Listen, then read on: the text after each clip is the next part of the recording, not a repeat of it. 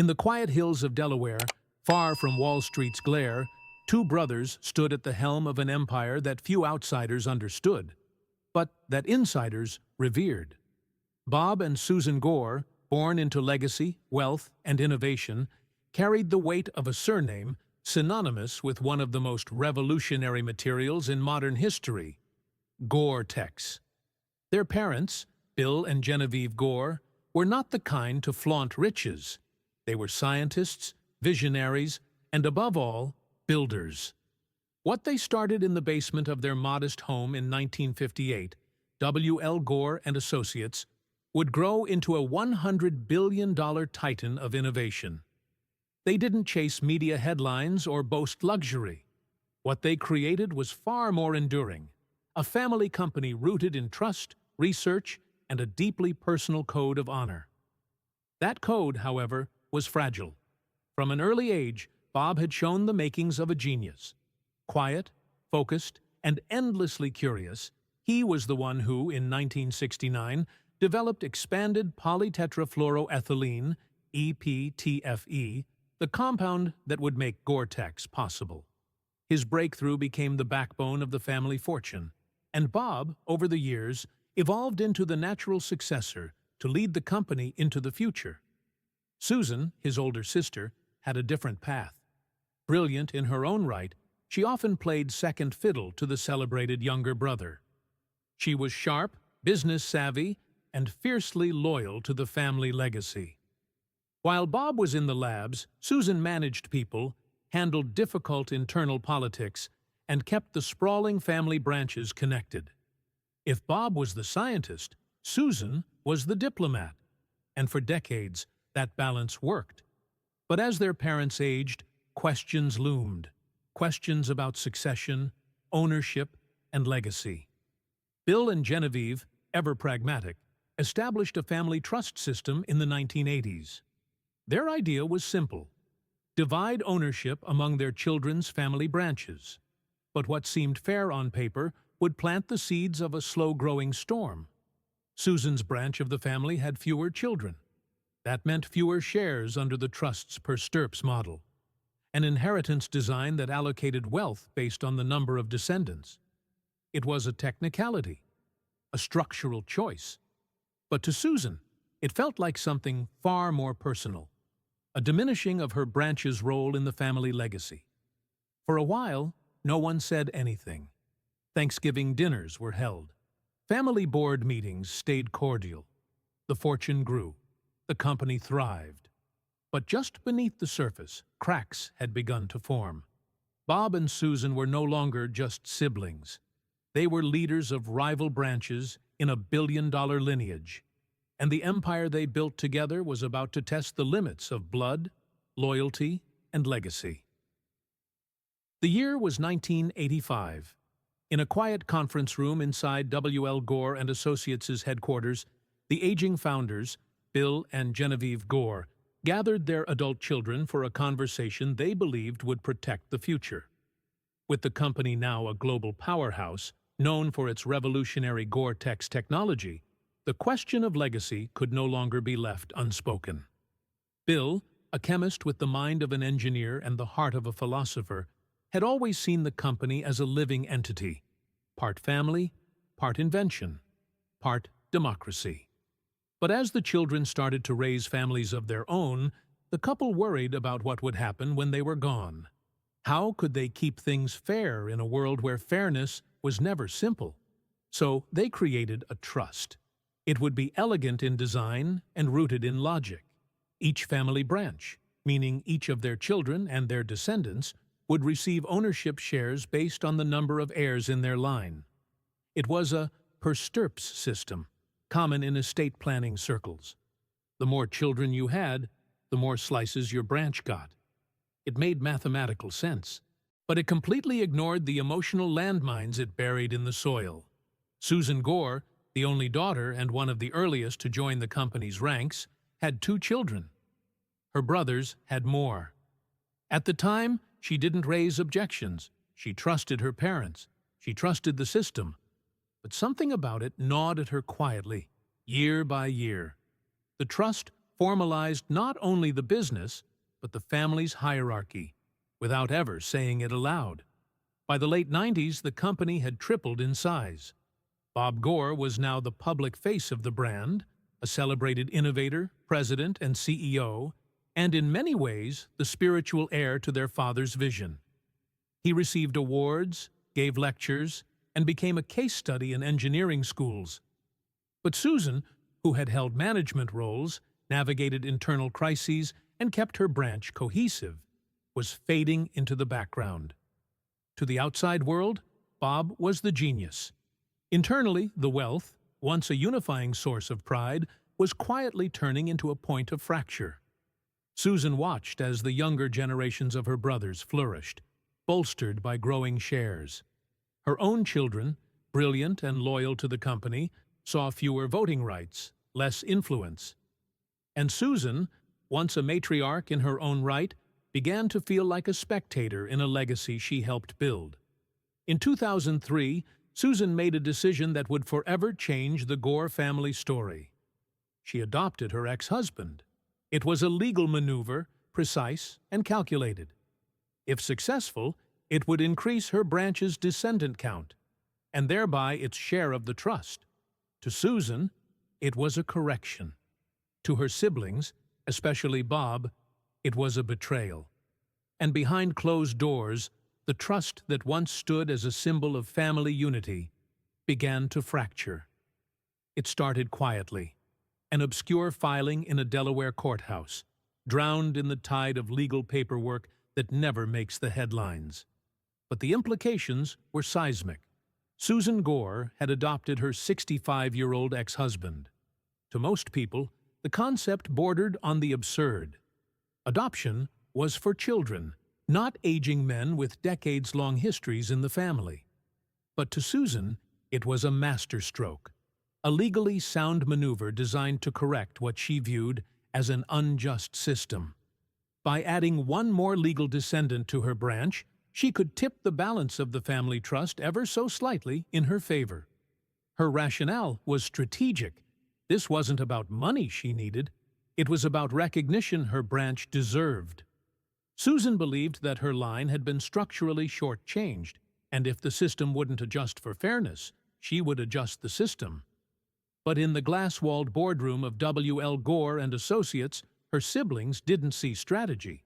They saw war. Bob Gore, now the company's CEO and the public symbol of the Gore legacy, was stunned. His expression, usually calm and analytical, turned stony when he heard the news. To him, this was no legal technicality. It was a betrayal, a calculated breach of the family's silent code. He was methodical in his response, but everyone knew the storm had broken. No longer was this a matter of differing opinions. It was now open conflict. The family meetings turned tense. Lawyers replaced cousins at the table. Spouses were told to stay home. What had once been a culture of collective governance, a family of scientists and builders, had become a battlefield of technical clauses and bloodline arithmetic. Bob, a man who spoke in logic and lived in formulas, could not reconcile Susan's move with his principles. He had devoted his life to the company, to preserving the values their parents instilled. He believed the trust was fair because it was consistent. But now, that consistency had been challenged, not by a rival corporation or a hostile takeover, but by his own sister. The lawsuit was inevitable. The case made its way to the Delaware Supreme Court. The arguments were arcane, buried in legal precedents and trust language that only seasoned attorneys could decipher. But beneath all the paperwork was a question so deeply human, it defied courtroom logic. What does it mean to belong to a family built on wealth? In 2012, the court delivered its ruling. The adoption would not stand. The extra shares Susan sought would not be redistributed. Her ex-husband, now legally her son, was barred from reaping the fruits of a maneuver the court saw as a distortion of the trust's original intent. Legally, Bob had won. But in that victory, something was lost, something that no court could restore. The siblings no longer spoke. Holiday gatherings were canceled. Family portraits removed from the company walls. Employees whispered about the divide, careful not to take sides. And in the quiet corridors where innovation once echoed, the air turned cold. The empire had held, but the family had fractured. After the Delaware Supreme Court ruled against Susan's adoption gambit in 2012, there was no press conference, no family statement, no attempt at reconciliation. There was only silence. It crept in slowly, first through unanswered emails, then through empty seats at board meetings, and eventually through the disappearance of Susan's name from anything remotely public. Bob, still leading W.L. Gore and Associates with the precision of a seasoned scientist, never spoke of the lawsuit again. He didn't need to. The ruling had spoken for him, and everyone in the family, from the first cousin to the furthest grandchild, understood the message. Lines had been drawn. For a family built on innovation, communication had once been their lifeblood. Now, it became their casualty. The Gore Company, famous for its flat hierarchy and team-driven culture, carried on. Revenue climbed, product lines expanded. But behind the polished reports and conference room glass, the damage was irreversible. Employees began to whisper in corners about the two branches. One led by Bob's lineage, direct, influential, and increasingly central. The other, Susan's, still present, still shareholders, but colder, isolated, almost ghosted from the corridors they helped build. It was the kind of split no organizational chart could show, but everyone felt. What stung more was not the loss of money, but the loss of recognition. Susan's children, both accomplished professionals, were now caught in a quiet limbo. Their stake in the family business remained, but their voice within it was muffled. They had grown up alongside the company, attended early innovation expos, even contributed ideas in early R&D circles. But now, doors closed a little faster when they walked by. Invitations came late, or not at all. Their branch had become a shadow. Susan, too, began to recede from public life. Once a proud advocate for the family's values and company culture, she became more withdrawn. Her maneuver, born from a desire to correct what she saw as systemic unfairness, had now defined her legacy. In the eyes of some, she was the woman who tried to bend the rules. In the eyes of others, she was a warning. Don't challenge the system, even if it feels broken. And Bob? He didn't gloat. He didn't retaliate publicly. But in his final years, his actions grew more deliberate. He rewrote policies. He tightened control over the board's composition. And behind closed doors, he began drafting a will that would become a lasting symbol of where he stood, and where Susan stood no longer. The family may have been fractured, but Bob was determined that history would not forget who was right, or who had crossed the line. Bob Gore had never been one for grand gestures. His brilliance lay in the lab, in quiet leadership, in the steady pulse of innovation. He didn't argue with reporters. He didn't leave cryptic quotes in interviews. But when he sat down in the final years of his life to draft his will, every word carried weight. He was in his 80s by then, still sharp, still immersed in the business he had shaped for over half a century.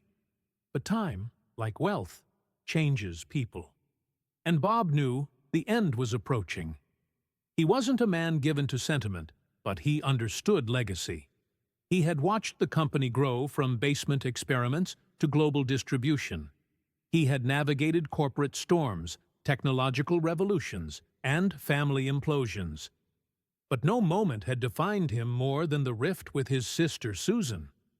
The legal battle may have ended years earlier, but the emotional scar had never healed. To Bob, Susan's adoption maneuver wasn't just a challenge to a financial formula. It was a breach of integrity. And in his final act, he made sure that the consequences would be etched into the family's legacy forever. When the will was finalized, it included a clause that stunned even the closest insiders.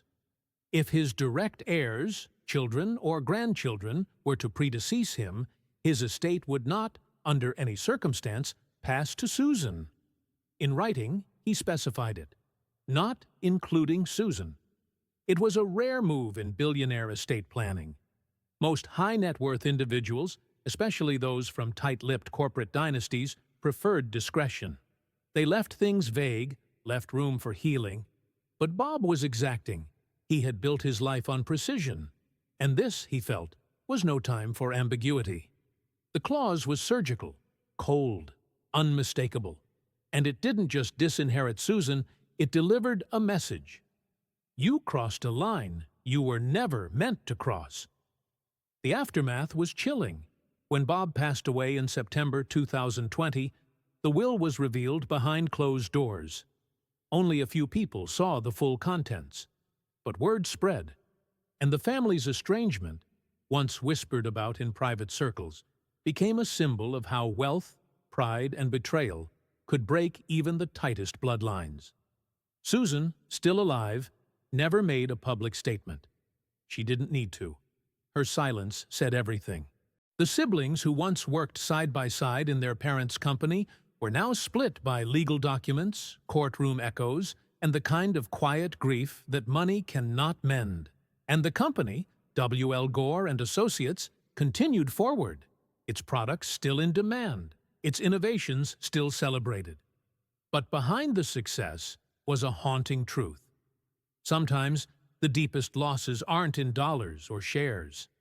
They're in the spaces left behind by love turned into legacy, and family turned into cautionary tale. In the years following Bob Gore's death, the Gore family empire kept humming. Gore-Tex remained a staple of performance wear, space missions, medical devices, even surgical sutures. The public saw only the legacy, innovation, excellence, and a tightly run, private company that never bowed to the glare of Wall Street. But inside the family circle, there was a silence that innovation couldn't mend. Bob's decision to exclude Susan from his will cast a long shadow, not just over her, but over the generations that followed. In board meetings, Susan's children, once hopeful heirs to a legacy they had grown up around, sat with diminished roles. Their voices were still present, but quieter. Eyes glanced over them, not with anger, but with caution. They bore a name that had once stood tall in the company's founding story, now associated with division. For the younger generation, the story of Susan and Bob became a parable. Cousins whispered about it over business dinners and estate retreats. They weren't raised in the labs or the company's humble beginnings. They were raised in its wealth, its procedures, and now, its fracture. Some sympathized with Susan, believing she had tried to correct an injustice embedded in the trust's design. Others saw her as the instigator, the one who'd let ambition cloud the family bond. But few talked about it openly. The company's culture, private, disciplined, demanded restraint. Yet beneath it all, the family had changed. The trust, once intended to unify, had become a permanent record of imbalance. And Bob's will had made sure the rift between him and his sister was not just remembered, it was institutionalized. Susan never challenged the will. She could have, but perhaps she understood something deeper, that the cost of continuing the fight might be higher than the loss itself. She remained in Delaware, quietly involved in community projects, her public appearances rare. And when she was mentioned in company circles, it was with a peculiar mix of respect and discomfort, like someone who had helped build the house but no longer had keys to the door. And so, the Gore family joined the silent ranks of dynasties shaped not only by brilliance and vision, but by the invisible wreckage of unresolved conflict. Behind every patent, every product, every innovation, there now lingered a question. How does a family survive the very legacy it worked so hard to create? In time, new generations took the reins. The feud between Bob and Susan faded into company folklore, a cautionary tale wrapped in corporate legacy. But for those who had lived it, It was more than a tale. It was a truth, a wound, a quiet echo of what could have been had blood proved stronger than business. In the end, the Gore empire endured, but the bond between a brother and sister, once rooted in shared vision, did not. And that, perhaps, was the true cost of a billion-dollar inheritance. The company lobby was quiet that morning, sunlight hitting the brushed metal letters, W.L. Gore and Associates. Employees passed through the revolving doors like any other day, but those who had been there long enough could feel it, a chill just beneath the surface. Not the kind that comes from cold air, but from history. In a back hallway, just outside a glass-walled archive room, hung the original portraits of Bill and Genevieve Gore. Next to them, carefully framed, were early photos of the company's growth. Grainy black and whites of lab coats, prototype fabrics, and handshakes over early designs. Susan's face appeared in some. So did Bob's. In those photos, they weren't rivals. They were builders, partners, blood. But something had changed. That year, quietly and without announcement, the company's internal historical exhibit was redesigned. Some photos were taken down, others rearranged. The new gallery emphasized product breakthroughs, not people. Susan's presence, once unmistakable in early management shots, was no longer featured in the main hall. In a nearby conference room, the next generation of the Gore family sat in soft leather chairs, reviewing trust amendments, voting thresholds, and capital allocation formulas. They were smart, well-educated, polished. But none of them had seen the inside of the original lab. None of them remembered the Thanksgiving debates about fabric breathability or the early team potlucks in the company cafeteria. They had inherited the business, but not the wounds. Still, the ghost of the past lingered, especially in the glances traded when someone brought up the Susan ruling. No one said her name too loudly. It carried weight, history, risk. One evening, after the last employee had clocked out, a janitor, who'd worked at the company for over 30 years, paused at one of the new wall displays. He stared at it for a while, then whispered something to himself. She was there. He dusted off the edge of the frame and moved on. Meanwhile, in a modest home not far from the company campus, Susan sat by a window, reading alone. Her phone lit up occasionally.